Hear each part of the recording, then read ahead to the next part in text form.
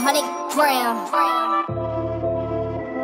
So, I'm the founder of Level Water, also the CEO, John Williamson, and what I do is pretty much live out dreams, you know what I'm saying? So, something like Level Water that was created about 6 years ago from my organization, doing events, doing Essence, Bayou Classic, and we was selling water for like 5 years before that.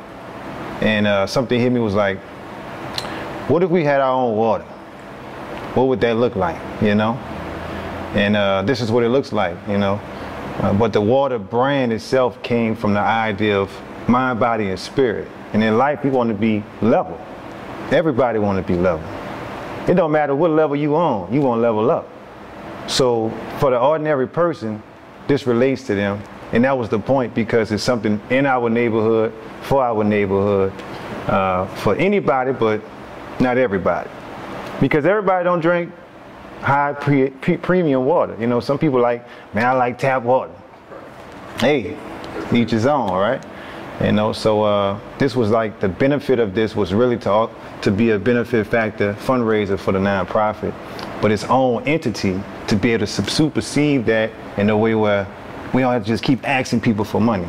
You know, so when you support Level Water, you support your own community without even knowing that, if you know it or not. You know what I'm saying? Now they gonna know. Now they gonna know, right? Nice. So all of that being said, there has to be like a lot of stuff that, you know, brought that up to you, because everybody doesn't even think like that, right? So we kind of want to go into just your background of, you know, where you're originally from, New Orleans, and then what was your childhood like as well? Oh yeah. So, I mean, I'm from the East, man. So grew up in the East, rode go-karts in the Goose, the Gap, checkerboard. You know, my mom moved across the river, so I started terrorizing that area in Woodmill, also known as Woodstock. So I wound up graduating from Eric, and then I went to the military, came back home after that, and been here ever since, but double-dabbed in music. I mean, I took it from A to Z in that area, in that arena, and lived a lot of different lives. So from a military background to being able to be an artist, like really opening up for people, to even doing tours and owning sprinters and tour buses and stuff like that. So a lot of stuff that I've done, like I said in the beginning, living dreams, you know. And I think that's what life is. When you're living, you can really do the things you want to do. There's two types of people. There's thinkers and there's executors. Some of us could do both, but you can't do everything. So you need to definitely have a good team around you that can help you get these things done. And I do have a good support system for us to be able to, like, this ain't all me. There's no way I can, of course, God is definitely number one, but I got people that's definitely believe in the dream, that see us host this trophy up as far as the water game is concerned, and really get there. And we on our way. So what is, I mean, because there's so much that's delved into what you just said, and as far as just the inspiration to do all of the things that you even done and even to get to this point, right? Yeah. So what has kept you inspired to keep leveling up or doing certain things that you've been doing, and now get to this point of where you are now with your entrepreneurship career? Yeah, I would say, you got an idea, and you see reactions from different things that happened previously, but for like the beginning of it, it's like I could say, my family, my mom, my dad, they was entrepreneurs, right? So the work ethic is one thing I can say. Whatever I decided to do, I was gonna give it 100%. So your parents, you mentioned them, they were a big influence in your life, just growing up in general, with them both and everything. I would say parents, grandparents, uncles, you know, different people, but overall, you know, I think the environment that I was in was like really a hustler spirit. Like, there's no way that's not in me. You know, it don't matter where you put me at, I'm gonna make something happen if that's what I want to do. You know, so, and not saying it in a cocky way, but being very, very strong and confident about who I am, you know, and my ability. So it's to think it, you could do it, but understanding it as a process. Nothing happens overnight. So you got to really think about how to lay it out, so strategizing. You know, I think the military taught me a lot of that, about just understanding organization. You know, it's like the simplest thing is getting up in the morning and making your bed. That's the first accomplishment. Now, if you could do that in a pattern, you know already that's the first thing you're gonna do every day, right? And when you see that bed made, all right, now my day to a good start, because my energy is good, I'm positively thinking, so something positive gonna happen today. It don't matter what it is, I'm gonna make it happen because that's the motion I'm in. I'm in practice of good energy. So I've actually heard that before from a military perspective, and I don't know if it was I think the book by David Goggins. I'm not even sure I've heard of David Goggins. I haven't heard of him. You Can't Hurt Me or something like that, and I know he mentioned that as well. So has that been that's just like a simple part of your, I guess you want to say, your determination to make sure the day is being done the way that it needs to be, just starting off that way by just making up a bed? As much as I don't want to do it, right? It's one of the things that's just a pet peeve now, because like you want your energy to be flowing. You want to make sure that you start your day off, of course, whatever your ritual is, and hopefully you have a ritual. You know, like you know, it may be brush your teeth first, then make the bed, or make the bed and brush your teeth. But in that order, those things are going to happen before I leave out that room. You know, and so I look at it as whatever you decide to do in life, you want to have like these steps to do it. And the 4 steps I use, and I've said this before, which is research, study what you research, execute on that, and then you get the reward. And you can apply that to anything in life, you know, but so everybody got their thing. First, like what do you tell the individuals that have the reward in mind first? Well, go ahead, pop the champagne. Go pop the bottles. And then when you pop the bottles and you realize you really ain't did shit, then you could come back to reality and be like, all right, now we got to go to work. You know, some people need that, and some people need to know what that feel like. Be like, damn. But when you get to that point where you can go and do that shit, and it's not like it's a thing that I did and didn't really stop me or hesitate me from, you know, my mission, then you realize it's going to be even more rewarding when you go and actually do the work that it's going to take to really say, all right, damn, they in position, or they got motion, or whatever it is, like they really did that, you know. So we all go through that. That's just a part of the process, you know. It's just knowing when to do it. Right. So you mentioned all of the, and I keep going back to all the things that you mentioned at the beginning about things that you've done as far as even being an artist and on the sprinters and doing this. When was the last time you actually even worked for somebody, even if it's just in the military? And also, the follow-up question to that is, how do you keep this entrepreneurship life going? Because I know a lot of people kind of try to start it, and it's not really as obtainable as they thought it would be. Man, I tell you something my mother told me. Do what you got to do until you can do what you want to do. Right? And so for me, military was like a plan B, because I already was like chasing music. So I was like, man, I'm about to do music. I'm like, that's my passion. So I did that with the intention of, I'm gonna go do this process. And even through that, I got a lot of hiccups and hurdles, because, you know, it's just what the game requires. It comes with that. And I would say, you have to understand, or maybe just get to understanding of, all right, look, it's a process. You got to do what you got to do what you have to until you can do what you want to do. So for me, knowing that if I go work a job, I'm gonna give that 100%. If I'm gonna be there 4 years, 2 years, or whatever, right? I'm gonna give it 100%. Because through that process of me being there, I'm gonna learn. I'm gonna learn a lot. Gonna learn something that's different that I can apply to whatever I'm gonna go do. You know, so when I was doing, so for example, I came back home, I was a service manager at this big membership situation, and I did that for about 4 years. But while I was doing that, I had music on the radio. Right? And then in that process of me being there, I was building my printing company.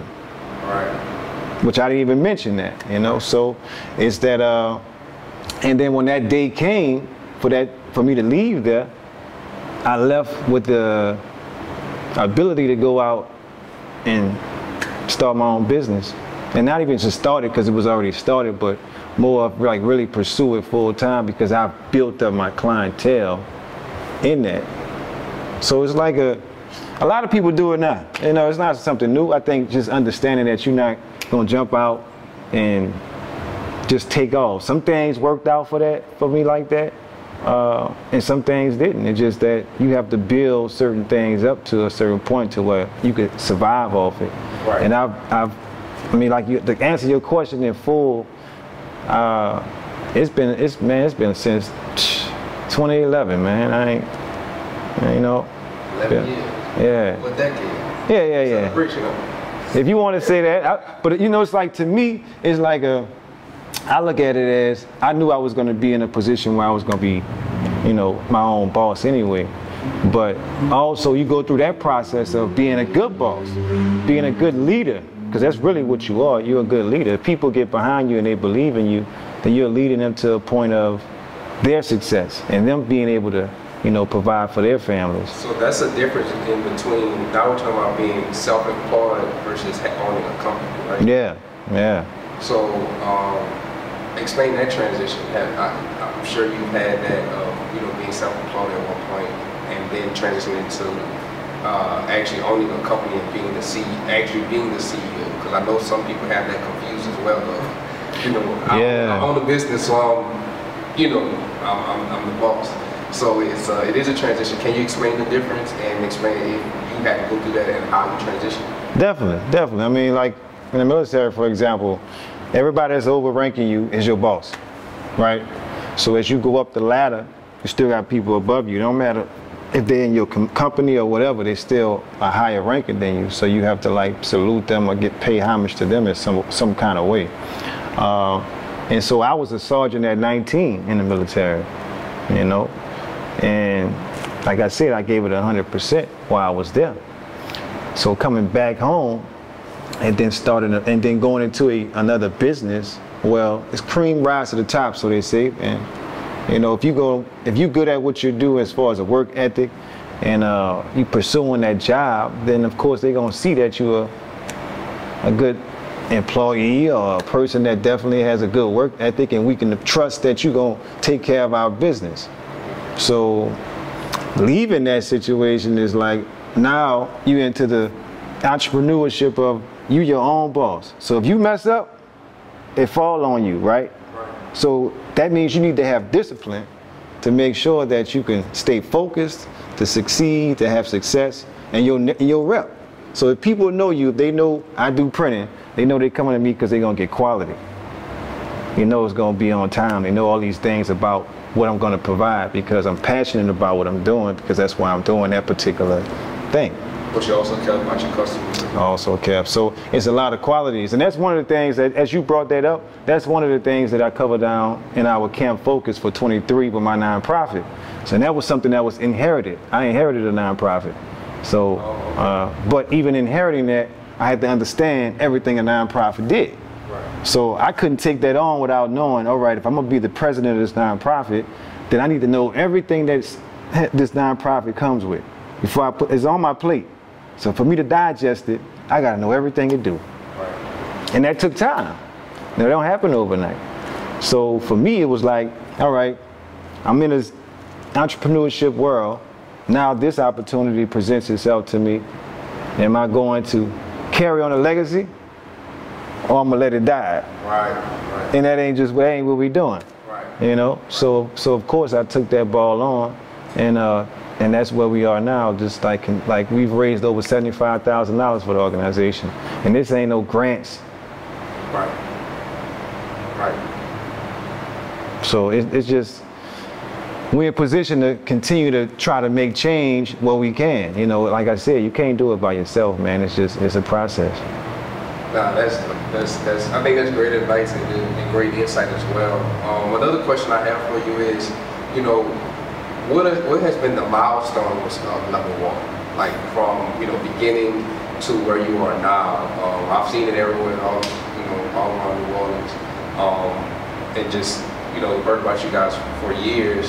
But talk about the milestone that you guys have made and what took it took, what it took, and probably is everything that you had talked about already, but what it had took to get you guys to this level that you are right now? Well, good question. I think when we talk about milestones and achievements we've been able to get, like the idea was, of course, originally, all right, we had our own water. What would it look like? We wanted to present something that would be representation and our community could be proud of, right? And the first thing was establishing a product or a bottled water that was good, right? And then you wanted everybody to know that. So we started off with 1 pallet of water. You believe that? 1 pallet. And we grew that 1 pallet, which is not this particular look right now, to 10 pallets. Then a truck, which is 21 pallets. And that was here locally. So we had different spots that people I had relationships that really entrusted whatever I was doing. And not just that, because it's one thing that, you know, I might bring you some water and you try it out. You're like, all right, I rock with you, Jay. I'm gonna take this, right? But then you realize, damn, it's really good water, so, you know, I'm gonna keep doing this. Because, you know, your friends and your family gonna support you with what you're doing. But if it's trash, they're not gonna continue to support you. Right. You know, that's just what it is. So that was always the thing, that if we was gonna have water, we wanted to have a quality of water that was good and it can be sustained. And from the look to the idea to the color to everything about this was well thought of in a way where when you see this, you think about us like Polo. You think about this like any brand that you really rock with. And that was our idea. When you think about a black brand or a business of color, how many brands are out there that you can really say, I relate to that? You know, and that was something, that was the point. Like they say, oh, I'm gonna go out and get this water company and we're gonna get rich. We don't know if that's to be determined. That's still something that's gonna happen, that we're selling water, but we gotta sell, you know, it's a lot of water that's gotta be sold for you to get to that point. Like, you're able to hire people. But the idea here was really to make an impact, which we're doing by having people that when they get the water, now that's their water they drink. They don't drink no other water, right? So that has taken us from that 1 pallet to a truck, from a local company to a regional company, to then this year we've become a national brand. So when was Level Water actually originated? 2016. 2016 was the first bottle sold out in 2016. 2016. So it's been eight years. Is it 8 years? About 6 years. Like 6. I'm sorry, 6 years. Yeah, 6 years. 6 years to go national. To go national. They say a brand take for you to really get to that point 10 years. That's what they say, you know. Right. You know, but you know, we'll see. Nah, that's great, man. I mean, and congratulations on those accomplishments, because that's really, really big things. Things coming from New Orleans, you know, brands from, and I just feel like a lot of people that are from New Orleans that we talked about and I've seen it, it's almost like we're just hitting gems from the nation, and then once it's out, everybody kind of loves it. Well, that's even diving into even just water itself. So, we about to make a point. No, I'm listening, because as you say that, it's like, yeah, you hear me? It's like a lot of people will come across stuff, but they don't know about it. But it's like, man, we've been on that. We've been on that. You know what I'm saying? But that's just how it go. You don't, you know, if you came up overnight, you're gonna come down just as fast, right? Exactly. And that's why I say it's not an overnight thing. It's really building out and really building your runway. So, you know, it's like momentum. Like we talk about having motion. Your runway got to be long enough for you to take off like a jet. Right. Correct. And that's another gym, man. So speaking of just nationality and then even just New Orleans, coming from New Orleans in general, you know, let's switch to, you know, the question of what makes New Orleans to you, and how would you explain that? We are very unique. We're so different. Like I said, the hustle mentality, I call this hustle town NOLA. You know, not so much because people trying to get something from somebody, but we have a mentality of we're going to get it. We have a resilience. We have a way of, we're going to make something out of nothing. You know, you go back to just the way people cook their food, you know, the ingredients that's being used. You took beans and rice and made red beans, and you got cornbread, and you got, you know what I'm saying? So I think those things, just the simplest things you can look at. Especially gumbo, right? So, but outside of that, man, come on. You can go downtown, and a lot of people can account for this, I'm sure. We club hop. And you go to other cities, they don't even know, like, they don't really do that. They might go to one spot. Right. And when you go to club hopping or whatever, you might go from a hole in the wall to, you know, a nice little spot, an indoor, outdoor thing. And you might go around before you had a DJ or whatever. And so I think we have so many unique things that could be described as